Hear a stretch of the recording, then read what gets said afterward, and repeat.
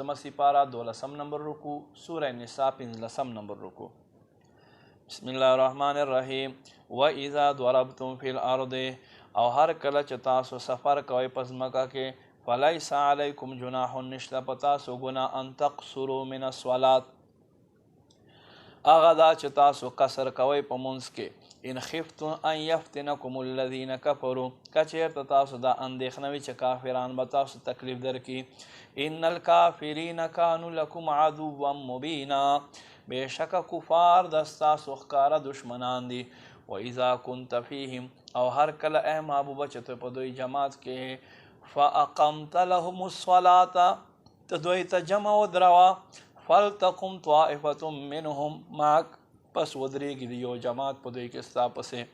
وَلْيَأْخُذُوا أَسْلِحَتَهُم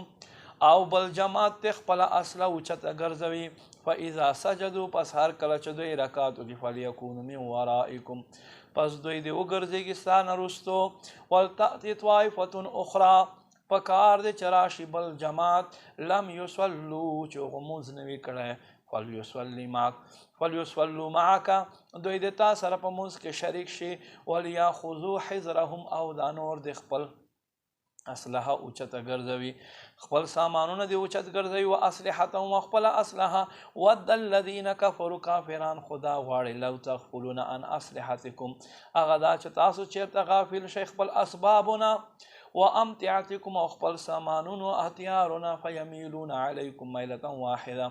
پس دفعتا دوی په تاسو باندې را پرېوځي ولا جناح علیکم او نشته په تاسو مضایقه ان کان بکم اذی من مطر که چېرته تاسو تکلیف وي د باران په سبب او کنتم مرضی یا تاسو بیماران ان تضعوا اسلحتهم ادا چې تاسو خپل اسلحه کولاو کوئ وخذوا حذرکم او خپله پناه تاسو علی ان الله بېشکه الله اعد للکافرین عذابا مهینا تیار کړی د کافرانو دپاره د خواریوال عذاب وَإِذَا قَضَيْتُمُ الصَّلَاةَ هر کله چې تاسو مونځ وکئ فاذکروا الله بیا الله یادوئ قیاما په ولاړتیا سره وقعودا او په ناستي سره وعلى جنوبکم په یو په بل اړخ باندې اورېدا سره وَإِذَا اطمأننتم هر کله چې تاسو مطمئن شئ فاقیموا الصلاة پس مونځ ودروئ ان الصلاة بېشکه مونځ کانت دی علی المؤمنین په ایمان والو باندې کتابا موقوتا مقرر وخت باندې تړلی شوی ولا تهنوا ابتغاء القوم تاسو کافرانو په لټولو کې سستی مه کوئ ان تکونو تعلمون که چېرته تاسو دوک ته رسېدلی فانهم یعلمون پس بېشکه دوی ته هم دوک ور رسېدلی کما تعلمون څنګه چې تاسو ته دوک ته رسېدلی وترجون من الله او تاسو خو الله نه هغه امید لرئ ما لا یرجون چې دوی امید نه لري